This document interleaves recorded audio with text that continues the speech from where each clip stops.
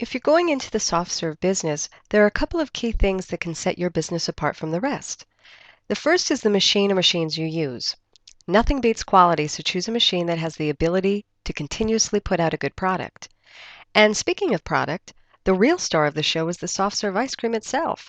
So it makes sense that you would want to ensure that you obtain the very best mix. This video will outline some of the things you'll need to consider when looking for the right soft serve mix. Before selecting a supplier willy-nilly, there are a few questions you should ask. You'll want to ask if the supplier only handles soft serve mix, or do they also supply other items you may need like toppings, flavoring, and smoothie mix. This is a personal preference of yours, so choose either to work with a supplier who's exclusively a soft serve mix company or one who can also provide other necessities. Another question to ask is, do they offer specialty mixes such as dairy-free and gluten-free? More and more people are finding out they need to have a certain diet, and this is a great group of customers to target for business. If you'd like to have a specialty item for your customers, then make sure to ask the various suppliers you interview.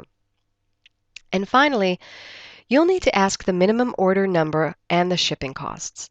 Depending on what type of mix you choose to order, the shipping costs can really add up, so be sure to go with a company you can afford.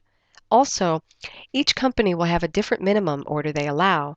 Take into account how much business your shop does, and how much storage space you have in your fridge, freezer, and supply room before making a decision.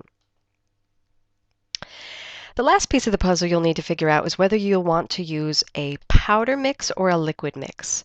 Taste-wise, there really is no discernible difference, so you'll need to figure out the kind of storage space again that you have.